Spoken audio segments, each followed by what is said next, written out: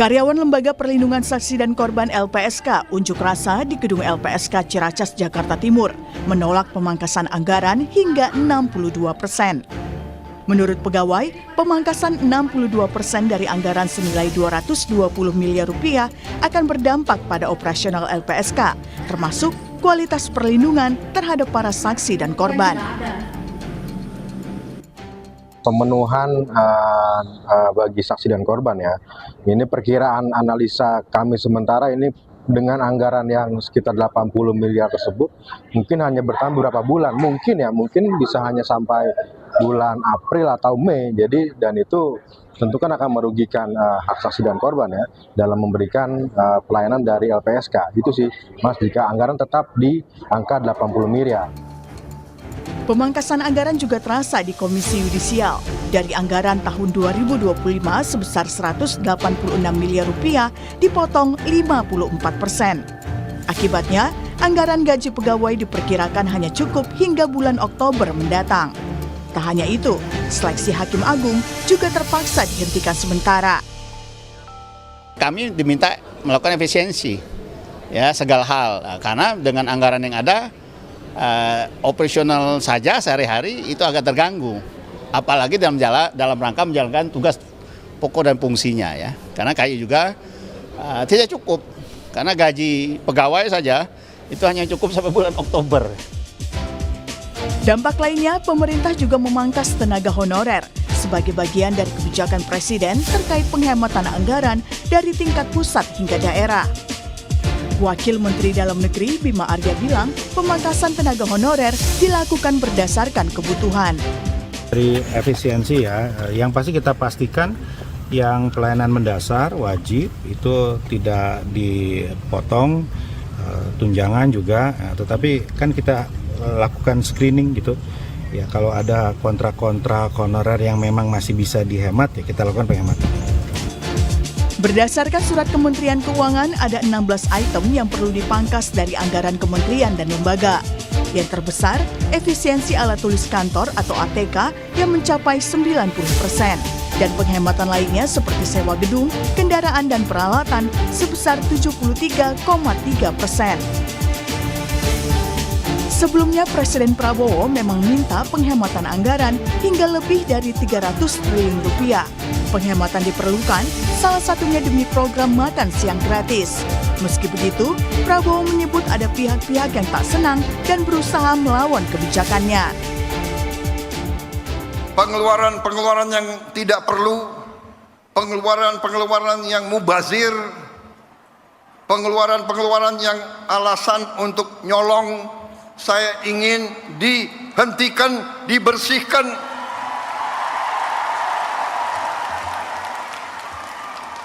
Ada yang melawan saya. Dalam birokrasi merasa sudah kebal hukum, merasa sudah menjadi raja kecil. Mau menghemat uang itu untuk rakyat, untuk memberi makan untuk anak-anak rakyat. Lalu, apakah sebanding memangkas anggaran operasional pemerintahan dengan makan siang gratis? Tim Liputan Kompas TV.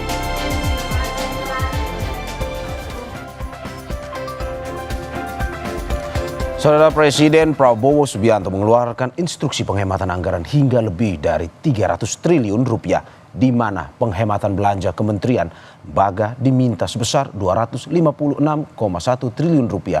Penghematan memang dikejar, salah satunya demi program makan siang gratis yang menjadi janji kampanye Presiden Prabowo. Lalu bagaimana menakar untung rugi dari pemangkasan anggaran ini? Kita bahas soal ini bersama sejumlah narasumber. Ada Wali Kota Surabaya, Eri Cahyadi. Selamat pagi, Pak Eri. Pagi, Mas Mario. Terima kasih Pak Eri sudah bergabung di Dialog Sapa Indonesia Pagi. Selain itu juga ada anggota Badan Anggaran DPR RI dari fraksi PKS, Nasir Jamil. Bang Nasir, sampai saat ini masih terus kami hubungi dan nanti akan bergabung bersama kita. Dan juga ada pengamat kebijakan publik dari Universitas Trisakti, Trubus Rahardiansyah. Pak Trubus, selamat pagi.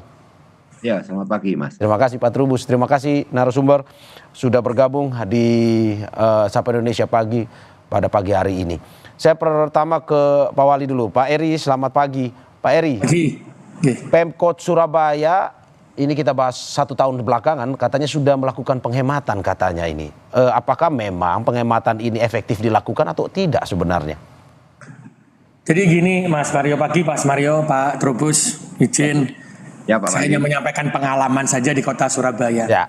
Ketika saya menjadi wali kota Surabaya, saya berpikir ada dua. Apa yang harus kita kerjakan? Mengutamakan yang lainnya atau mengutamakan sumber daya manusia? Karena untuk menyiapkan kota ini menjadi baik adalah sumber daya manusia yang kita siapkan. Pada waktu itu yang namanya stunting di tempat kami 28,5%. Pengangguran terbuka 9,6%. Kemiskinan 7,6%. Disinilah tujuan negara sebenarnya hadir itu adalah mengurangi kemiskinan, mengurangi stunting, mengurangi angka kematian ibu dan anak, menurunkan Gini rasio, menaikkan IPM dan sebagainya itulah. Itu tujuan negara. Sehingga pada saat itu saya berpikir tidak ada pilihan lain sehingga anggaran itu harus masuk untuk pembangunan sumber daya manusia, untuk menyiapkan kota Surabaya memiliki orang-orang yang memiliki pemimpin yang di masa yang datang akan luar biasa. Begitu. Shifting berarti ya, Pak Wali? Kenapa? Shifting anggaran berarti ya, dipindahkan ke yang lebih prioritas. Betul, sehingga kita punya prioritas dulu. Saya baru tanya, apa kebutuhan wajib kita? Ya. Sehingga sebenarnya banyak pemerintahan yang bingung akan menentukan kebutuhan wajib kita. Ya. Maka kita buat kebutuhan wajib kita. Contoh, kebutuhan wajib itu adalah ada bayar listrik, ada bayar air, gaji pegawai. Setelah itu penanganan stunting. Maksud saya wajib itu tidak seperti yang aturan ya, tapi wajib yang harus kita selesaikan apa saja. Di situ baru saya lihat, oh ternyata bayar listrik itu bisa kita kurangkan dengan melakukan pekerjaan dimanapun kita lakukan. Sehingga pada waktu itu saya melakukan pekerjaan itu tidak lagi di kantor, tapi di balai RW. Bagaimana kita turun langsung merasakan kepada masyarakat. Sehingga penghematan listrik sangat luar biasa di kota Surabaya. Penghematan air juga luar biasa. Pada saat itu kritikan pada saya sangat luar biasa. Banyak mengatakan Pak Wali ini ada-ada saja ketika pekerjaan kok di balai RW tidak di kantor. Bagaimana pelayanan? Saya katakan kepada teman-teman, semakin sedikit orang ke kantor, semakin berhenti permasalahan di balai RW, maka selesailah petugas dari kewajiban pemerintah kota. Itu yang kita lakukan. Setelah itu kita juga melakukan penghematan terhadap ATK. Pekerjaan di Surabaya tidak ada lagi yang dilakukan secara manual. Kami menciptakan melalui aplikasi. Semua pekerjaan kita kerjakan melalui aplikasi, melalui surat, bahkan apapun pekerjaan sampai outcome itu kita kerjakan melalui aplikasi. Sehingga satu orang kami bisa tahu sampai siapa namanya hari ini mengerjakan apa. Sehingga kepala OPD itu harus bisa menjabarkan visi misi, membuat outcome dan dibagi per bulan, dibagi per hari. Anak buahnya harus mengerjakan apa sehingga outcome-nya akan terkena per hari. Dan itu akan kita lakukan di kota Surabaya. Sehingga kami tidak lagi butuh yang namanya ATK, terus setelah FGD kita kurangkan semuanya Mas. Sehingga pengurangan perjalanan dinas. Bahkan kami tidak ada lagi perjalanan dinas ke luar negeri. Kami nolkan pada waktu itu. Nah, sampai hari ini pun juga nol. Perjalanan luar negeri itu bagaimana kita perjalanan yang tidak ada kunker, perjalanan daerah yang ke Jakarta kita konsultasi, tapi ke luar negeri kita hapuskan. Dan penghematan itu bisa sampai dengan 1 triliun yang terkait dengan ATK dan lain-lain tadi. Seperti perjalanan dinas dan lain-lain. Sehingga apa? Hasilnya yang kita rasakan, stunting kita dari 28,5 hari ini menjadi 1,6%, terendah se-Indonesia. Kemiskinan yang awalnya 7, sekarang hari ini menjadi 3,9. Yang pengangguran terbuka itu awalnya 9 menjadi 4. Nah inilah yang harus kita kejar sebenarnya. Dan kita sudah melakukan hal itu Mas. Sehingga ketika ada ATK yang dulu sekian persen itu kita jadikan cuma 30%. Hanya ada 30%. Dan FGD kita hilangkan sehingga kita menggerakkan masyarakat. Dan itu yang terjadi di kota Surabaya.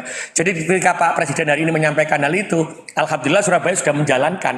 Dan saya sudah dikatakan yang tidak mungkin pada waktu tahun 2024, 2023. Tapi setelah saya buktikan, hari ini stunting turun, kemiskinan turun, setelah itu pengangguran terbuka turun, masyarakat juga bisa naik pendapatannya dengan apa istilahnya kami padat karya, kerja yang dilakukan oleh padat karya.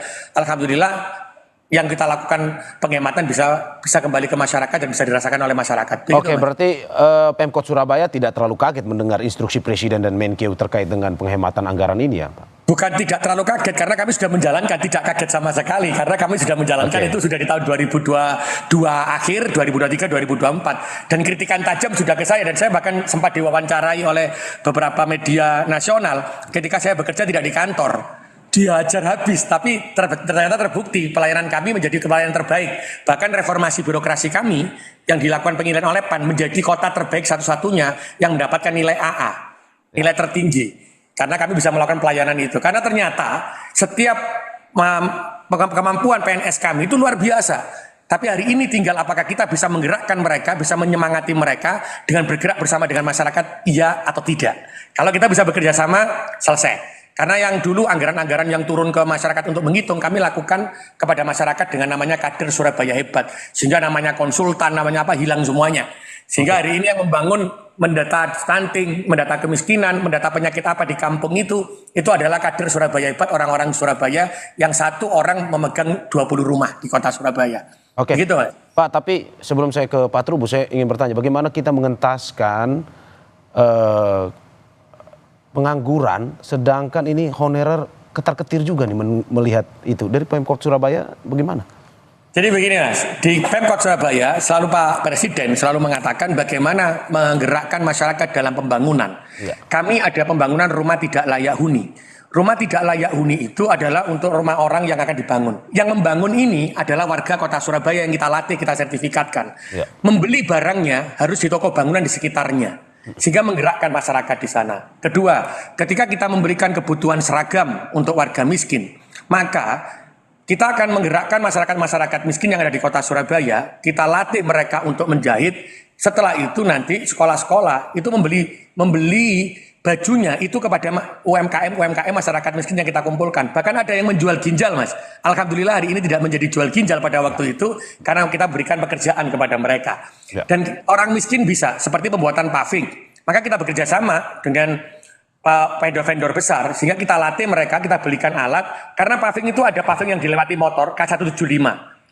Motor dan sepeda dan mobil biasa. Ada yang dilewati truk ke atas 250 ke atas.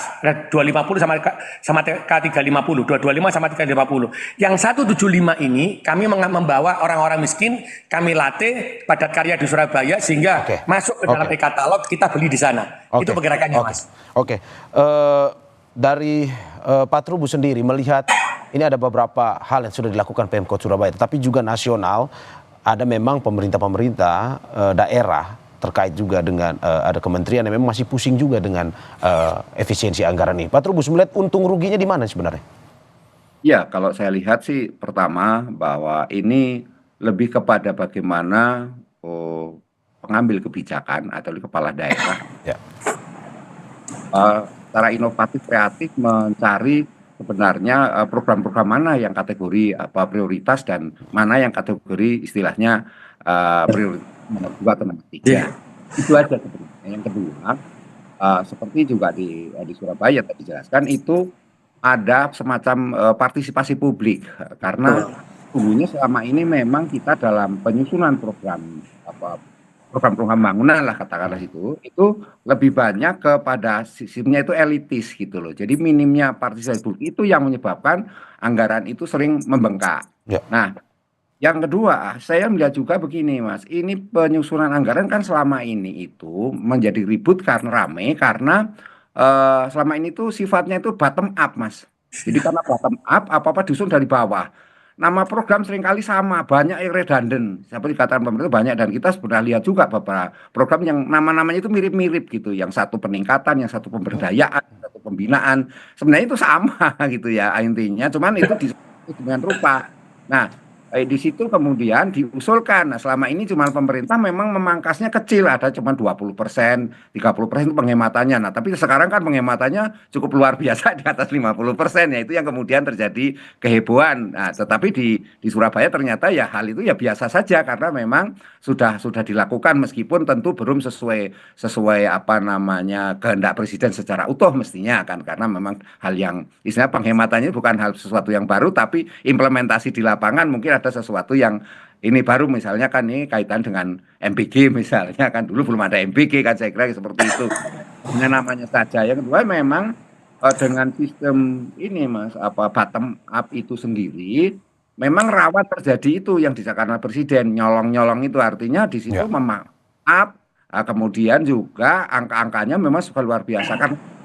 Kalau kita berpikir cara-cara inovatif, progresif, sebenarnya yang kalau mau dibikin yang lebih bagus ya bisa saja dalam arti ketika anggaran itu sisir sedemikian rupa dan cara-cara bottom up itu di mix dengan top down gitu. Jadi ada yang ditetapkan dari pemerintah pusat yang seperti apa.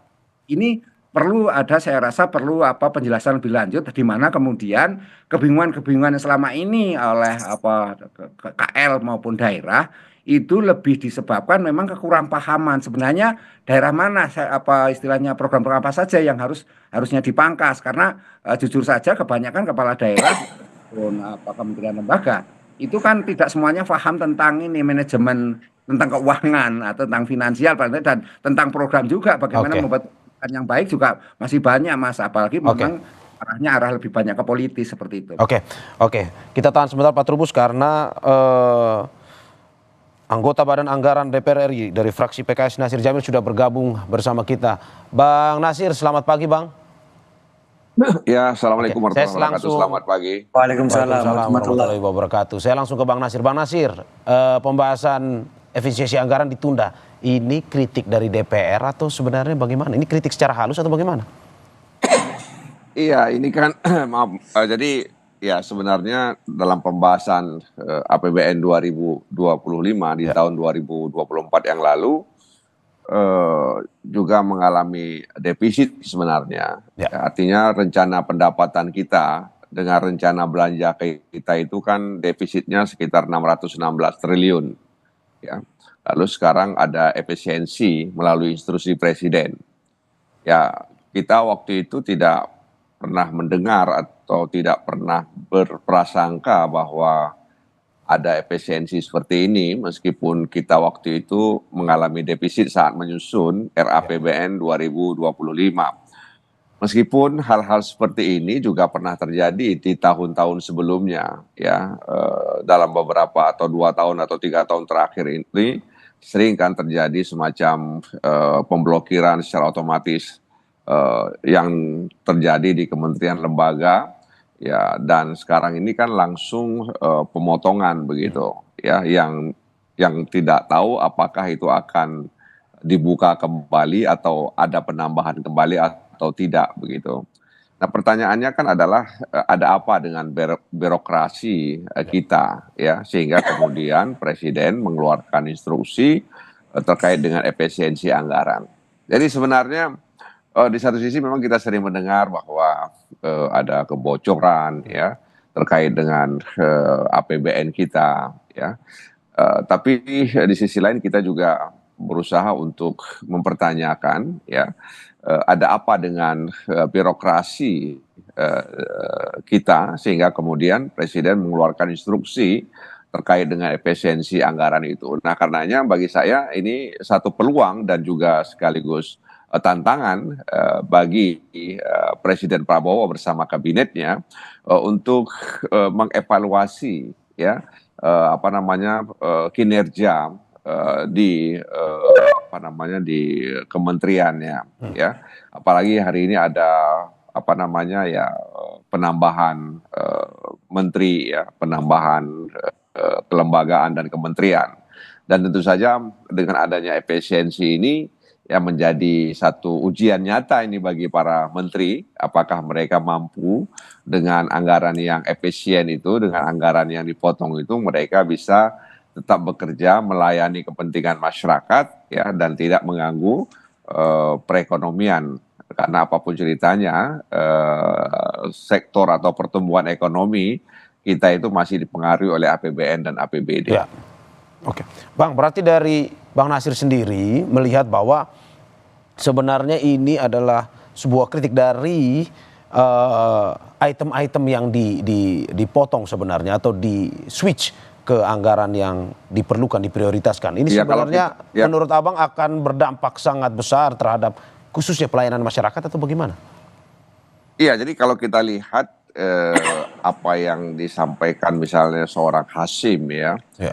yang menyampaikan dalam beberapa kesempatan misalnya bahwa Presiden Prabowo itu sangat teliti, dia bukan hanya melihat satu layer tapi beberapa layer dia melihat di APBN kita itu. Dan kalau kita melihat instruksi tersebut lalu diikuti dengan peraturan Menteri Keuangan Ya. terkait apa saja yang diefisiensikan itu, memang ya rata-rata itu kan kebanyakan soal-soal yang sifatnya seremonial ya, dan juga soal apa namanya hal-hal yang selama ini terjadi di perkantoran, soal kelistrikan, soal alat tulis kantor, soal jemputan, soal seremonial.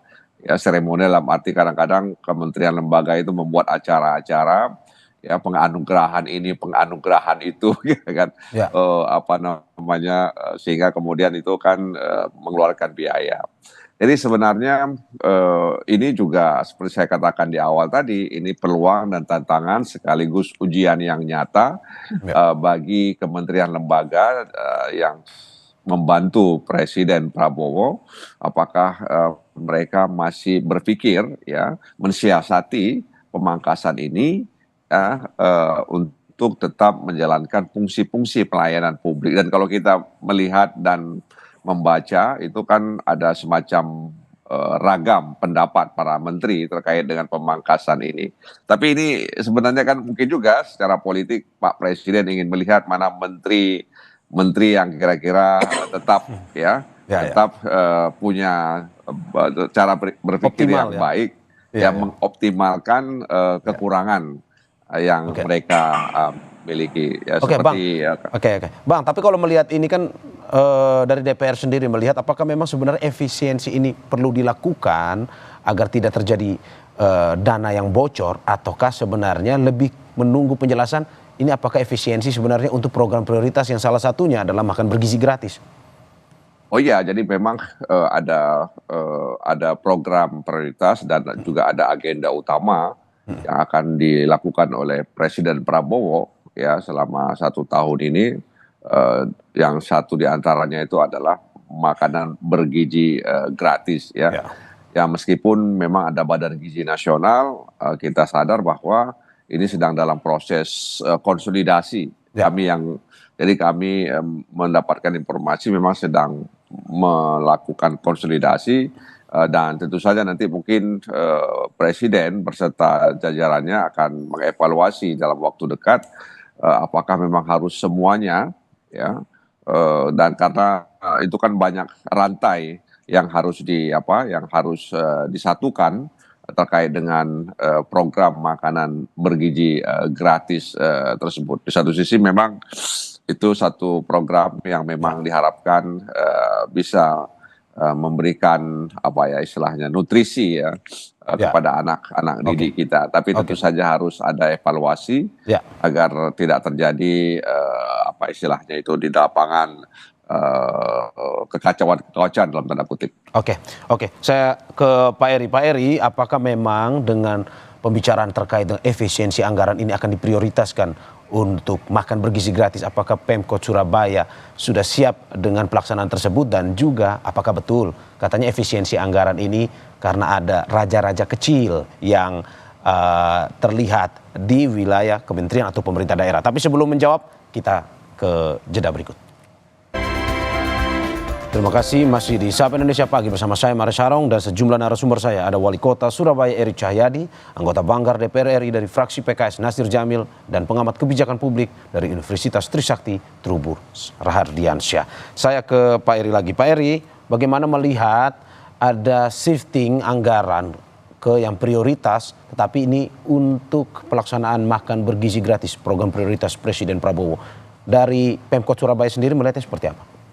Jadi begini Mas, saya sepakat dengan Bang Nasir dan Pak Trubus. Setiap kepala daerah itu harus memiliki skala prioritas dan tahu anggarannya digunakan apa. Mohon maaf, saya dulu adalah mantan kepala Bapeko Kota Surabaya sebelum menjadi wali kota. Jadi ketika saya tahu, ini yang harus saya kerjakan, sehingga ini tidak perlu kita kerjakan. Bahkan kami ketika menjadi kepala dinas di tempat saya sekarang, saya harus mengajukan proposal. Proposal itu apa yang akan dia kerjakan? Karena intinya ketika dia menerima gaji, dia punya tupoksi. maka tupoksi itu harus dikerjakan sesuai dengan gajinya dia. Kecuali ada pembangunan infrastruktur, baru butuh anggaran baru. Tapi yang tidak bersifat itu maka bisa dikerjakan oleh kewajibannya dia dengan gaji yang kita terima sebagai pegawai negeri sipil. Begitu. Yang kedua, tadi yang soal makan bergizi gratis, bahkan kami sempat menganggarkan 1,1 triliun pada waktu itu kami berdiskusi dengan provinsi, kami menggedok anggaran, disampaikan oleh teman-teman provinsi, dievaluasi untuk makan bergizi 1,1 triliun untuk gratis, untuk makan bergizi gratis, masuk ke dalam APBD. Ya. Tapi setelah disampaikan oleh Pak Presiden bahwa anggaran itu semuanya dari APBN, maka 1,1 triliun ini kita gunakan lagi untuk kepentingan yang lainnya. Tapi sebenarnya permakanan di kota Surabaya kita sudah berikan kepada lansia, kita berikan kepada stunting, itu sudah kita berikan. Sehingga apa? Sebenarnya intinya, dan seperti Pak Trubus sampaikan, setiap kepala daerah atau setiap kepala dinas di tempat kota Surabaya itu harus tahu apa yang harus dia kerjakan, anggarannya berapa, akan digunakan untuk apa. Mohon maaf, lurah di tempat kami, bahkan RT, kita punya aplikasi, itu kami bisa tahu. Dalam satu kampung itu terdiri dari berapa rumah, dalam satu rumah terdiri dari berapa jiwa, yang miskin berapa, yang umur produktif miskin berapa. Ditanya seperti itu kami bisa jawab. Ya. Nah, akan jadi lucu ketika semua pemimpin ini, kepala daerah tidak pernah tahu.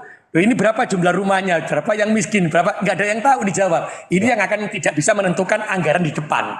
Saya sepakat dengan Bang Nasir tadi, yang kita lakukan seperti tadi. Kami punya sepakat untuk kepentingan umat yang lebih besar. Sehingga perjalanan luar negeri kami nolkan. Sejak tahun 2022 kami nolkan. Karena saya sampaikan, kita tidak perlu ke luar negeri kalau rakyat kita masih membutuhkan kebutuhan-kebutuhan yang perlu. Kita tidak perlu FGD yang perlu kasih goodie bag yang isinya macam-macam. Tadi Bang Nasir tadi sampaikan, ketika kami ada penganggaran ya kami cukup kasih nasi kotak, begitu aja ketika ada penghargaan. Ya. Bahkan ada yang tidak perlu diberikan nasi kotak. Jadi intinya, betul Pak Trubus tadi, kita ini mau apa sebagai kepala dinas pemimpin daerah ini seperti apa? Tapi yang mohon maaf Mas Mario, kami ketika menentukan kepala dinas tadi, itu kami lakukan proposal, kami tampilkan, dinilai oleh publik, dinilai oleh wartawan. Sehingga mereka tahu kepala dinas ini pantas atau tidak dengan anggaran yang dia punya. Dan saya yakin ini belum ada di Indonesia, tapi ya saya harus berani lakukan itu. Karena bukan karena suka dan tidak suka, tapi mereka mampu atau tidak mampu sebagai profesional untuk sumpah kita sebagai PNS, karena saya sebelumnya sebagai PNS, untuk memberikan yang terbaik bagi masyarakat. Itu saja Mas Aryo. Tergantung diri kita sendiri. Oke Pak Eri, tetapi kan ada beberapa item yang memang dikurangi, salah satunya listrik misalkan, yang akhirnya membuat para pegawai ini harus pulang lebih cepat. Ini mungkinkah berdampak kepada pelayanan publik pada akhirnya? Oh tidak Mas, tadi saya katakan pelayanan publik saya sudah menggunakan aplikasi, bahkan pelayanan adminduk saja kami lakukan di Balai RW. Kalau jenengan lihat, mohon maaf saya bekas pegawai negeri juga, kadang-kadang teman-teman itu kalau di kantor komputer nyala, AC nyala, orang tidak mengerjakan apa-apa Mas. Oke. Maka itu saya turunkan mereka kerja di Balai RW, sehingga kami menggunakan semua aplikasi. Ketika menggunakan aplikasi, warga itu kami ajarkan, tadi Pak Trubus menyampaikan peran masyarakat, sehingga kami mengajarkan RT bagaimana menggunakan aplikasi ketika ada orang mengurus KTP, cukup ke RT-nya dibantu, kalau tidak ke Balai RW kami bantu lewat aplikasi, masuk kami proses, sehingga yang di kantor tidak perlu banyak orang. Ataupun dia bisa kerja dimanapun, tapi menggunakan aplikasi untuk memproses itu, dan itu sudah berjalan di kota Surabaya. Dan itu kami lakukan. Awal-awal kami memang dikatakan oh tidak mungkin, tapi hari ini mungkin. Karena terlibatnya masyarakat itu menentukan apakah pemerintah itu bisa berjalan atau tidak. Kalau pemerintah mengatakan tanpa keterlibatan masyarakat kita berjalan karena keberhasilan kita, itu omong kosong. Pemerintah kota itu tidak akan pernah berhasil melakukan itu. Tapi kami melibatkan masyarakat, bagaimana RT lewat aplikasi. Bahkan RT mengajukan izin itu apa mengajukan untuk mengajukan KTP atau KK cukup pakai klik aplikasi langsung masuk ke tempat kami proses. Sehingga kami sudah mengatakan kerja dimanapun tidak harus di dalam. Ketika ada orang yang tidak mampu mengajukan izin maka datanglah ke Balai RW. Kalau tidak mampu baru datang ke dinasnya. Itu yang kita lakukan Mas Mario. Oke. Bang Nasir, ini melihat kalau dari Pemkot Surabaya sendiri memang sudah siap karena memang sudah ada setahun ini mereka melakukan efisiensi anggaran dan ketika ada instruksi seperti ini ya mereka lebih bisa berjalan mungkin saja tanpa ada hambatan. Tetapi kalau misalkan secara nasional, ini Ketua Komisi Yudisial kemarin curhat katanya efisiensi anggaran ini membuat mereka harus berpikir bahwa menggaji pegawai saja hanya bisa sampai Oktober. Nah ini apakah memang sebenarnya sangat berdampak pada akhirnya untuk kesejahteraan para pegawainya juga atau bagaimana? Termasuk honorer-honorer ini yang juga saat ini ketakutan bagaimana nasib mereka. Iya, jadi memang harus kita akui juga terlalu Ya. banyak prioritas pembangunan yang ingin dilaksanakan dengan keterbatasan anggaran tersebut ya. Ya. Dan kita juga memahami bahwa setiap kementerian lembaga itu menginginkan agar program dan kegiatannya itu menjadi prioritas Ya. pembangunan, sehingga anggaran yang tersedia itu kadang-kadang dibagi dengan porsi-porsi kecil, Ya. dan tentu saja itu habis untuk belanja pegawai ya, belanja operasional dan belanja barang dan jasa. Jadi seperti yang saya katakan tadi, seperti Komisi Yudisial, memang mereka menyampaikan salah satu problemnya itu adalah soal seleksi calon hakim agung, Hakim Agung, ya. yang akan menjadi hakim agung, dan tentu saja ini erat kaitannya dengan proses penyelesaian perkara-perkara yang masuk di Mahkamah Agung. Di satu sisi masyarakat juga membutuhkan peradilan yang cepat ya, sehingga kemudian keputusannya itu bisa dibuat dan diketahui oleh para pencari keadilan. Jadi tadi misalnya Pemko Surabaya mengatakan mereka bisa bekerja di luar kantor ketika ditanya soal pembatasan jam kerja. Work from anywhere itu saya pikir sudah dilakukan oleh Pemko Surabaya ya, dengan teknologi yang hari ini berkembang, kita bisa memanfaatkan itu. Jadi sekali lagi terkait soal belanja pegawai, dan memang di beberapa kementerian lembaga itu terasa ya. Misalnya nanti mereka akan berhadapan dengan pegawai apa yang disebut dengan P3K itu ya, dan ini berdampak sebenarnya ya bagi kementerian. Dan jadi memang sekali lagi efisiensi ini sekali lagi yang paling penting dalam pandangan saya itu tidak melupakan ya prioritas pembangunan yang sudah kita canangkan, karena memang ada pepatah yang mengatakan terlalu banyak prioritas itu artinya tidak ada prioritas ya. Jadi itu pepatah yang mengajarkan kita ya, karena tadi itu kadang-kadang yang saya pahami kementerian dan lembaga sering sekali ingin program-programnya itu menjadi program prioritas ya. Jadi terlalu banyak prioritas itu artinya tidak prioritas. Iya, tapi kan ini katanya bukan visi kementerian tapi visi presiden, Bang Nasir.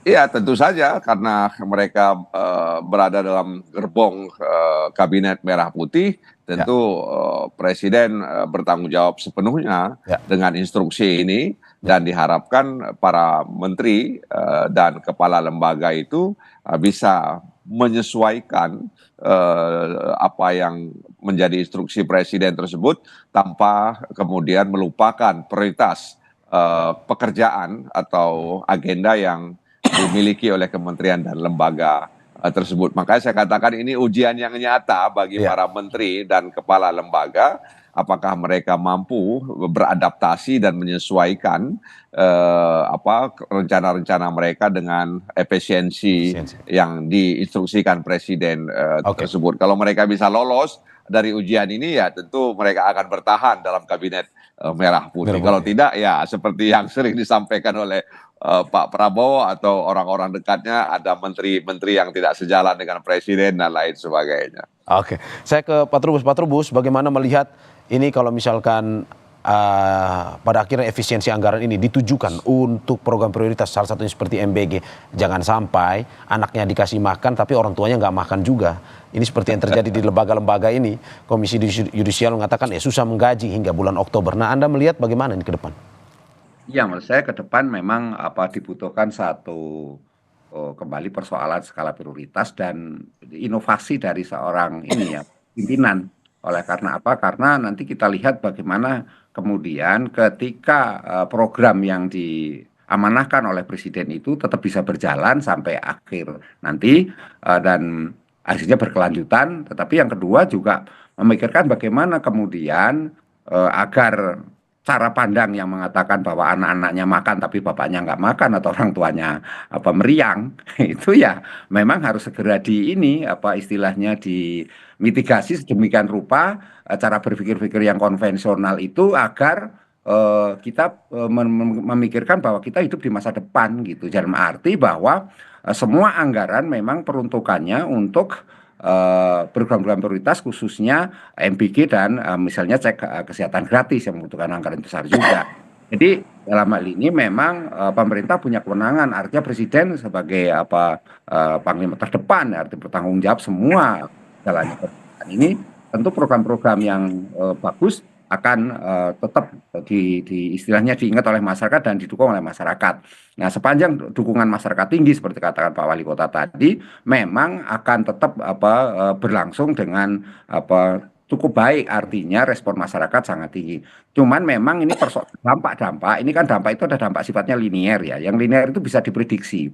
Nah, tentu ini yang bisa diprediksi misalnya soal P3K, pegawai honorer dan sebagainya itu memang harus dihitung sedemikian rupa sesuai dengan kebutuhan, apalagi sekarang ini kan kita menerapkan SPBE, jadi sistem pelayanan berbasis elektronik. Nah, karena sistemnya digital elektronik, semua pelayanan publik harus diarahkan ke sana, dan kita sebenarnya sudah memulai era Pak Presiden Joko Widodo sudah dicoba itu, tapi memang terkendala oleh kondisi jaringan dan sebagainya dan infrastrukturnya belum memadai, tetapi baru sekarang saya katakan sudah memadai dan ke depan lebih memadai lagi dengan adanya berbagai istilahnya aplikasi-aplikasi dan provider-provider yang sudah disiapkan. Nah, dalam hal ini tentu semuanya ke sana. Nah, yang lain juga bagaimana kemudian dampak-dampak yang efek domino nanti misalnya terjadi banyak program-program yang terpaksa harus dieliminir atau kemudian ada yang merasa termarginalkan, merasa tidak diprioritaskan lagi. Nah, ini memang perlu ada semacam ini juga pembenahan mengenai struktur birokrasi. Itu penting sekali karena selama ini memang di publik itu banyak sekali kritikan-kritikan karena bagaimana presiden menambah kementerian lembaga, tetapi kemudian secara otomatis juga kemudian melakukan istilahnya pemangkasan yang besar-besaran di atas 50% lagi. Ini yang menyebabkan istilahnya tanda petik kemarahan dan emosi yang saya rasa kemudian kita lihat bagaimana kemudian presiden pun menanggapinya dengan yang juga gitu. Saya singkat saja terakhir Pak Eri, bagaimana Anda melihat ini optimis sebenarnya atau tidak pada pemerintah daerah lainnya ini mencontohi Surabaya yang sudah lebih dahulu melakukan efisiensi dan juga efektif pada saat instruksi ini keluar. Anda optimis daerah-daerah lain juga bisa mengikuti Surabaya atau bisa juga efektif dalam bekerja melakukan pelayanan masyarakat setelah instruksi ini keluar? Saya optimis Mas Mario, tapi tadi disampaikan Pak Trubus dan Bang Nasir bagaimana basis pelayanan elektronik ini bisa berjalan. Karena mungkin semua daerah tidak bisa semuanya wifi-nya atau internetnya bagus begitulah. Ini yang menjadi tantangan kita, itu yang pertama. Yang kedua yang saya berharap itu adalah ketika menjadi kepala dinas di daerah manapun, maka harus bisa menghitung. Yang diamankan pertama kali itu adalah gaji pegawai, P3K. Setelah itu sisanya apa yang akan dikerjakan oleh mereka itu harus sesuai menunjang visi misi dari wali kotanya atau kepala daerah. Yang selama ini biasanya mereka membuat visi misi itu tidak sama, pokoknya dia kerja. Mohon maaf, boleh dicek. Setiap anggaran daerah itu setiap tahun tadi seperti Pak Trubus sampaikan kegiatannya pasti sama. Saya juga jadi bingung ketika jadi wali kota kok jadi sama terus ya. Harusnya kan berbeda. Kalau ini sudah tercapai dan itu sudah tertuang dalam RPJMD 5 tahunan. Maka dia harusnya bisa. Oh, hari ini mengerjakan banjir. Oh, tahun ini mengerjakan kemiskinan. Itu yang harus disampaikan kepada masyarakat sehingga masyarakat bisa menerima itu. Kalau kepala dinas tidak bisa mengetahui itu dan cilakannya kepala daerah juga tidak mengetahui itu menjadi bumerang bagi pemerintahan untuk menjadikan pemerintahan yang baik. Itu saja Mas. Jadi harus tahu anggaran dan tahu skala prioritas dan tahu mana belanja wajib, mana setelah ada sisa, mana yang menjadi prioritas dituangkan dalam RPJMD sehingga 5 tahun visi misi dari kepala daerah terwujud atau presiden. Oke. Saya terakhir ke Bang Nasir, singkat saja Bang, bagaimana melihat bahwa pemerintah di satu sisi harus ada program prioritas, tapi di satu sisi juga ya harus memperhatikan kesejahteraan pegawainya juga tanpa merugikan orang lain. Iya, jadi harus dipahami bahwa pemerintah pusat dan daerah itu satu kesatuan yang tidak bisa dipisahkan. Nah, karena itu mari bersama-sama kita melakukan mitigasi terkait dengan efisiensi ini, terutama dampaknya dalam konteks implikasi sektor ekonomi. Ya, karena ini juga akan sangat rentan jika nanti kemudian ada berita-berita bohong atau hal-hal yang kemudian mengatakan bahwa efisiensi ini akan berdampak terhadap sektor ekonomi ya, terutama UMKM kita ya, dan potensi pemutusan hubungan kerja. Jadi mari sama-sama kita pikirkan bagaimana melakukan mitigasi agar efisiensi ini ya berdampak terhadap upaya-upaya yang lebih substansial terkait dengan memajukan kesejahteraan umum dan mencerdaskan kehidupan bangsa seperti amanat konstitusi kita. Oke, terakhir saya ke Pak Trubus. Pak Trubus, bagaimana melihat ini berbagai alasan dikeluarkan seperti untuk melawan raja kecil, untuk MBG dan segala macam. Tapi bagaimana efisiensi yang perlu dilakukan sehingga tidak merugikan orang lain ataupun para pegawai dan kesejahteraan pihak lain juga? Singkat saja. Ya, menurut saya ini pemerintah segera membuat satu kebijakan regulasi yang transparan jelas gitu ya terkait dengan efisiensi ini, karena sampai hari ini kan kementerian maupun lembaga dan daerah masih menunggu, karena ini kan mau berubah sifatnya top down kan, karena sifatnya top down artinya pemerintah pusat sudah merumuskan kebijakannya apa saja dan tinggal nanti membreakdown ke bawah, mensosialisikan kepada kementerian lembaga, termasuk di dalamnya internalisasi terkait dengan program-program yang memang sudah ditetapkan oleh pemerintah pusat. Itu saja Mas, dalam arti bahwa semuanya cara berpikir bottom up itu sudah harus ditinggalkan dan harus diganti lagi dengan cara berpikir yang namanya top down itu, sehingga semuanya ditentukan oleh pemerintah pusat, dalamnya presiden yang menentukan. Menurut saya itu Mas. Oke, terima kasih Bapak-Bapak atas apa yang disampaikan. Terima kasih Wali Kota Surabaya Eri Cahyadi atas apa yang disampaikan pada pagi hari ini. Terima kasih juga anggota Badan Anggaran DPR RI dari fraksi PKS Nasir Jamil, dan juga terima kasih pengamat kebijakan publik dari Universitas Trisakti Trubus Rardiansa. Sehat-sehat selalu Bapak-Bapak. Terima kasih.